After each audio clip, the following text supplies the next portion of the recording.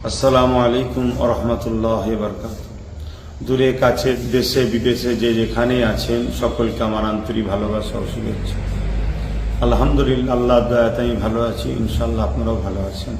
আল্লাহ সবাইকে ভালো রাখেন।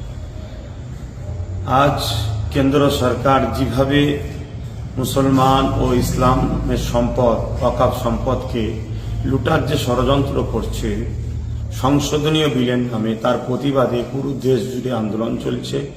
ফুরফুরা শরীফ আহলে সুন্নাত ওয়াল জামাতও আন্দোলন করছে।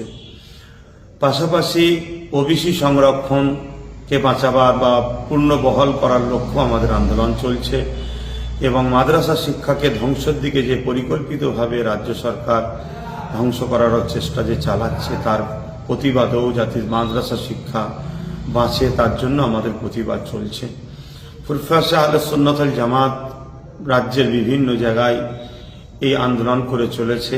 ঠিক তেমনি আগামী 24শে ডিসেম্বর পূর্ব মাদারীপুর কলাঘাট টেকার স্ট্যান্ডে দুপুর 2টো থেকে বিকাল 4টে পর্যন্ত একটা প্রতিবাদ সভা কলাঘাট ফুরফুরা আহলে সুন্নাত ওয়াল জামাত ইউনিটের পক্ষ থেকে ডাক দেওয়া হয়েছে।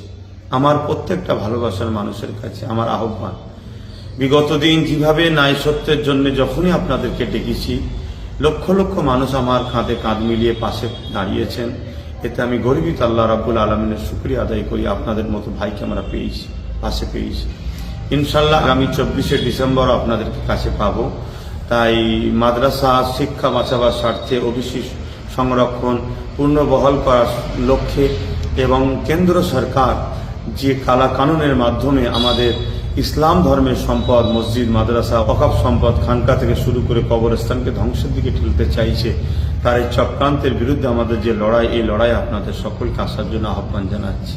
অবশ্যই মনে রাখবেন, শীতের বেলা টাইমটার দিকে দুপুর 2টো থেকে শুরু, বৈকাল 4টে পর্যন্ত ইনশাআল্লাহ হবে। আপনারা সকলে আসবেন এ আশা রাখছি। যেখানেই থাকেন সুস্থ থাকেন, ভালো থাকেন।